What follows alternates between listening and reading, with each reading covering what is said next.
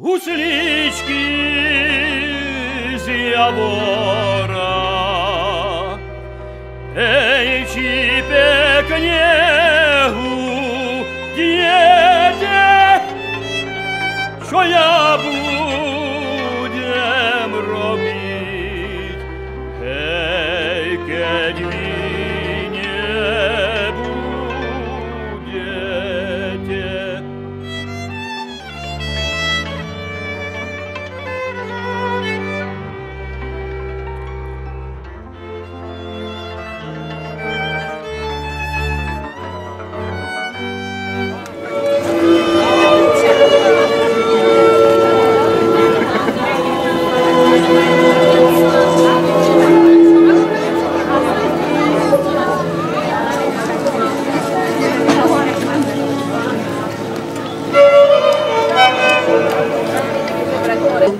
A bol aj jeho prvým umeleckým vedúcim. Od roku 1951 pôsobil v Československom rozhlase v Bratislave ako vedúci redakcie.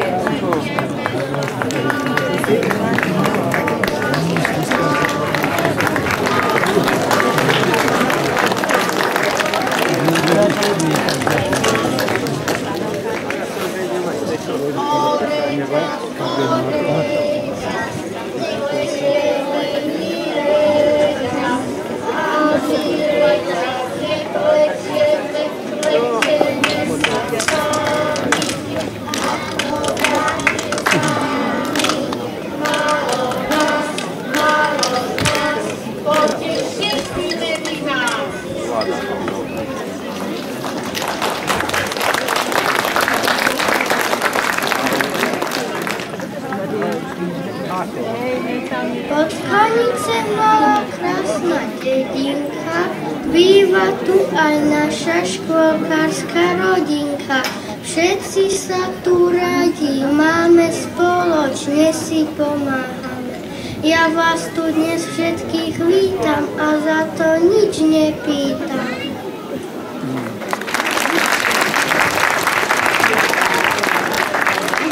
Školánok spieva z vysokého neba, má teplé hniezdo skryté v tráve.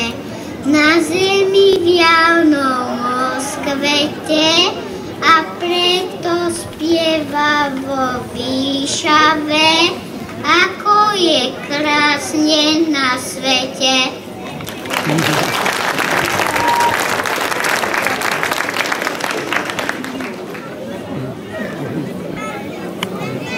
Keď som bol maličký pacholíček, vstúpil mi koníček na malíček. Ach jaj Bože, jak to bolí, ušami malíček nezahojí. Ach jaj Bože, jak to bolí, ušami malíček nezahojí.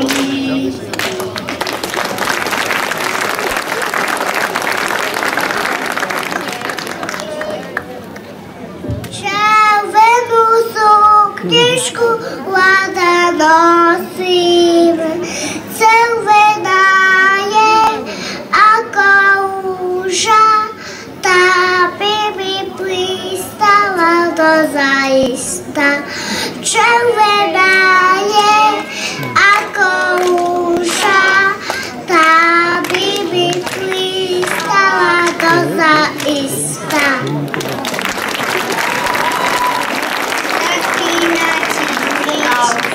Je kryzlatky na čizmičky, ona si kúpila pantofličky. Nekupuj to, drahé je to, nie je to na zimu, len na leto. Nekupuj to, drahé je to, nie nie je to na zimu, len na leto. Drahé je to, nie je to na zimu, len na leto.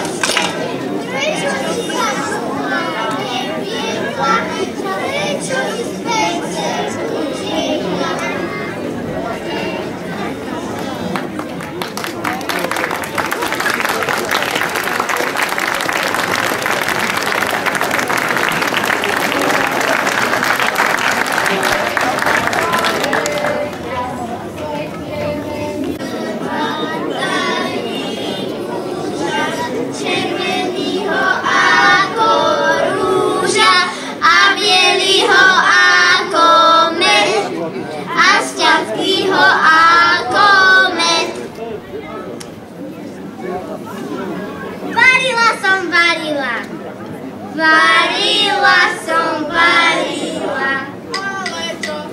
I sniegru len s octom, sama som ich nejedla.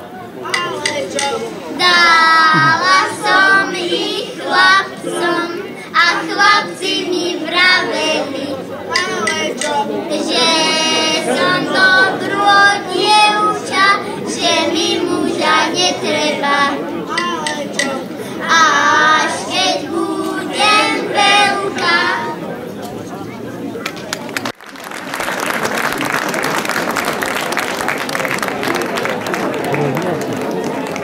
Ja verím tomu, že tieto deti budú dobrým základom pre folklórnu skupinu Vysoká z Podkoníc, ktorá dnes tiež vystúpi, ale teraz privítam prvých hostí tu v Podkoniciach. Bude to detský folklórny súbor Dratvárik zo Slovenskej Ľubče. Ja som sa v zákulisí dozvedela, že v tomto súbore, ktorý tento rok bude oslavovať 27 rokov svojho účinkovania a ktorý vznikol ako istá omladina folklórneho súboru Partizán zo Slovenskej Ľubče. Od jej samého začiatku súbor vedie pán Juraj Dávid a v súčasnosti pracuje v súbore viac ako 120 detí. Teraz sa vám predstaví detský folklórny súbor Dratvárik zo Slovenskej Ľubče.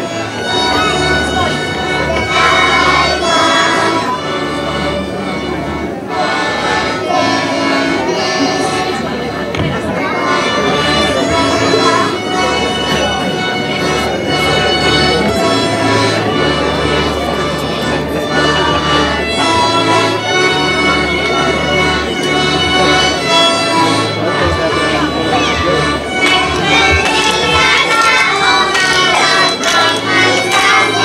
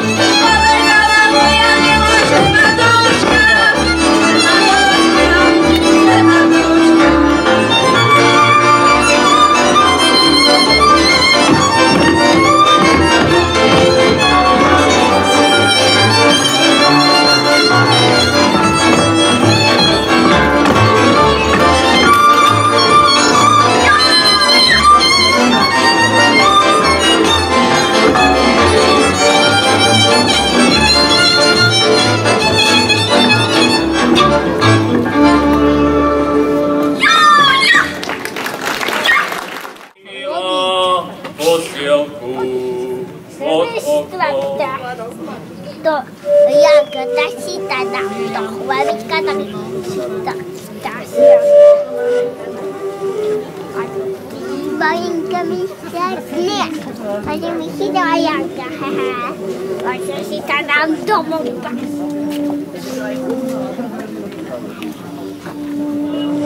Pustím pore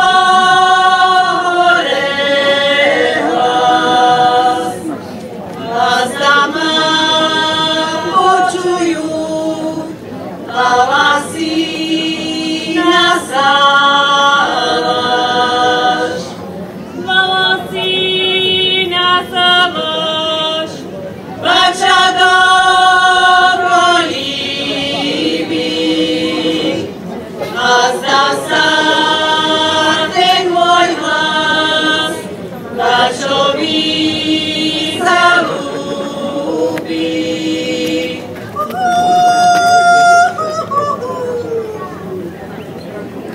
Pri pasení jahneniec, baranov a na salaši, ale aj potom pri kozbách napríklad, alebo v horách, alebo na svadbách a za iných príležitostí počúval som ľudí ako bačov a valachov, koscov a hrabáčky, ako svadobných spevákov. V speve týchto mojich rodákov bola obrovská sila života, taká hrdosť, alebo často výstrah, často múdrosť, ale najmä dôraznosť na spôsob podávania.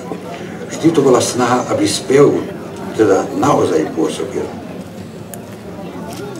Obrovská sila života, snaha, aby spev naozaj pôsobil. Takto svojich rodákov vnímal a počul sám hudobný skladateľ Pavol Tomkovič.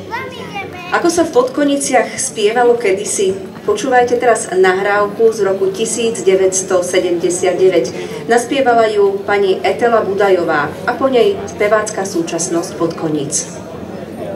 Valašok, Valašok, v tej čiernej košeli, nepovalaj, že sa po mojej posteli. Tá moja postielka, biela šňurovaná,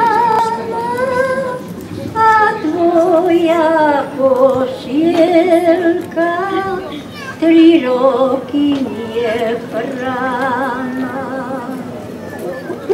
Valašok, Valašok, v tej čiernej košeli, nepováľaj, že sa po mojej posteli. Tá moja postieľka, biela šňurovaná, a tvoja košielka 3 roky nepraná.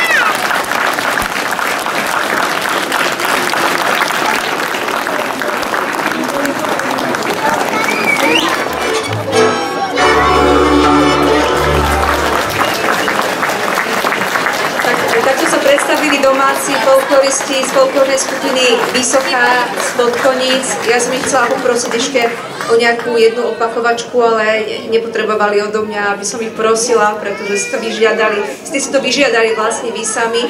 A pán starosta Michal Kubučka by určite chcel niečo k tomu dodať. Ja som tiež len to, že naozaj ste si vyžiadali vy tú opakovačku a myslím si, že si to zaslúžia a môžeme byť na nich právom hrdí.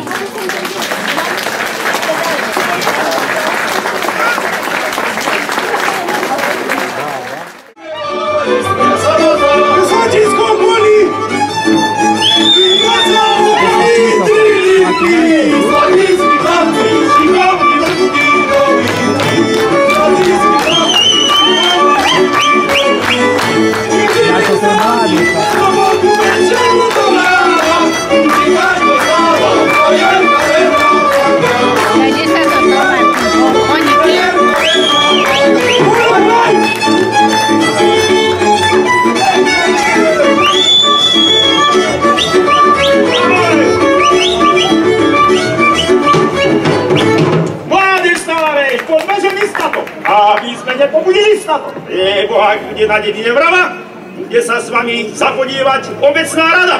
A ešte, aby som nezabudol, všetky ženy z Podkoníc, tak prídu pred obecný úrad, čaká ich tam starosta, budú sa štepiť proti besnote.